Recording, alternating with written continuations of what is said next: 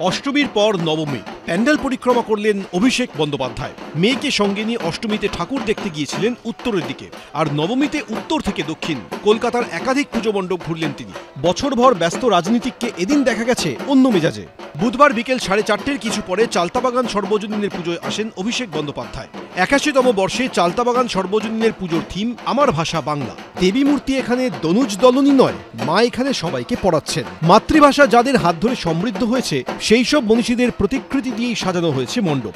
রবীন্দ্রনাথ ঠাকুর থেকে দ্বিজেন্দ্র লাল রায়। পুজো মণ্ডপে একাধিক মনীষীর প্রতিকৃতিতে মাল্যদান করেন তৃণমূলের সর্বভারতীয় সাধারণ সম্পাদক।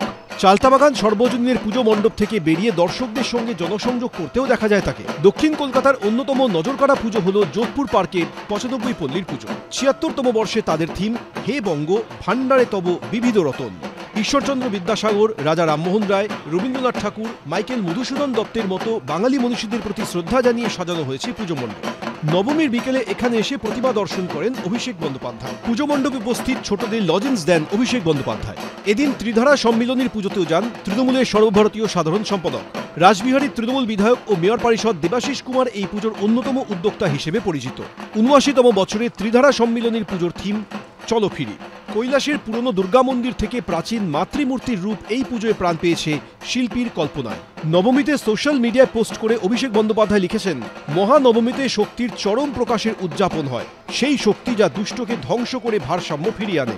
পবিত্রতা রক্ষায় সাহসের সঙ্গে জেগে ওঠার জন্য এটা বাংলার প্রত্যেক ছেলেমেয়ের কাছে একটা ডাক। যেহেতু মা দুর্গা আমাদের শক্তি দিয়েছেন, আসুন আমরা মর্যাদা, ঐক্য এবং সমৃদ্ধির এক বঙ্গের স্বপ্ন দেখি এবং তার বাস্তবায়নের পথে এগিয়ে চলি। দীপক ঘোষ, ঝিলম করঞ্জাই, সৌমিত্র রায়, एबीपी आनंद, कोलकाता। हमने देखा है कैसे आजादी के बाद भी संघ को कुचलने का प्रयास हुआ। आरएसएस का इतिहास को देश की जनता को जानना चाहिए कि आजादी की लड़ाई में उसकी कोई भूमिका नहीं रही। বৃহস্পতিবার বিজয়া দশমীতে রাষ্ট্রীয় স্বয়ংসেবক সংঘের প্রতিষ্ঠার 100 বছর পূর্তি হচ্ছে। তার আগের দিন স্বাধীনতা পূর্ব ও স্বাধীনোত্তর ভারতে রাষ্ট্র গঠন থেকে শুরু করে দেশ সেবায় আরএসএস এর ভূমিকার কথা তুলে ধরলেন নরেন্দ্র মোদী।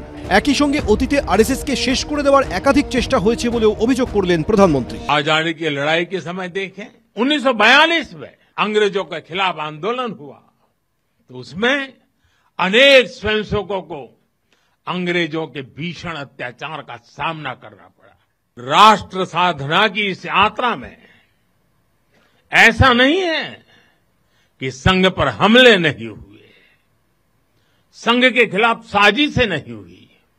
हमने देखा है कैसे आजादी के बाद भी संघ को कुचलने का प्रयास हुआ। मनुस्मृति की बात करते हैं, जो महिलाओं को, हाशिए पर पड़े लोगों को, दलितों को, वंचितों को, शोषितों को बिल्कुल निम्न श्रेणी का लोग मानते हैं। किस बारे में आरएसएस की सराहना की जाए? आरएसएस वो संस्था है जिसके हाथ महात्मा गांधी के खून से सने हुए हैं। आरएसएस वो संस्था है जिसको इस देश के प्रथम गृह मंत्री सरदार पटेल ने बैन किया था और यह कहकर बैन किया था कि उनकी भूमिका है महात्मा गांधी की हत्या में। 1925 সালে বিজয়া দশমীর দিন মহারাষ্ট্রের নাগপুরে রাষ্ট্রীয় স্বয়ংসেবক সংঘের প্রতিষ্ঠা করেন কেশব বলিরাম হেগড়েওয়ার। বৃহস্পতিবারই যার 100 বর্ষ পূরণ হচ্ছে, যাকে সামনে রেখে সারা দেশে একগুচ্ছ কর্মসূচি নিয়েছে আরএসএস।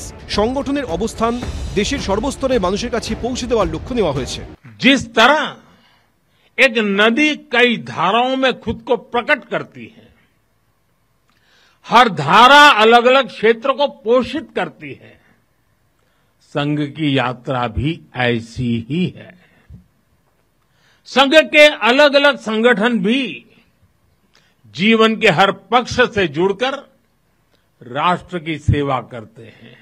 प्रधानमंत्री जी जो आज आरएसएस के मंच पर बहुत कुछ बोले, आज जो उनका भाषण था और आज जो उन्होंने एक स्टैंप इश्यू किया और एक कॉइन इश्यू किया, ये प्रचारक का काम किया उन्होंने, हमारे देश के प्रधानमंत्री का काम नहीं। आरएसएस की मंच से ये बिल्कुल साबित कर लिया है कि वो पहले प्रचारक हैं और उसके बाद हमारे देश के संविधान के तहत प्रधानमंत्री। 15ই আগস্ট স্বাধীনতার দিন লালকেল্লার ভাষণ থেকে জনবিন্যাস বদলে দেওয়ার অভিযোগ তুলেছিলেন নরেন্দ্র মোদী। এদিন ফের তার গলায় শোনা গেছে একই সুর।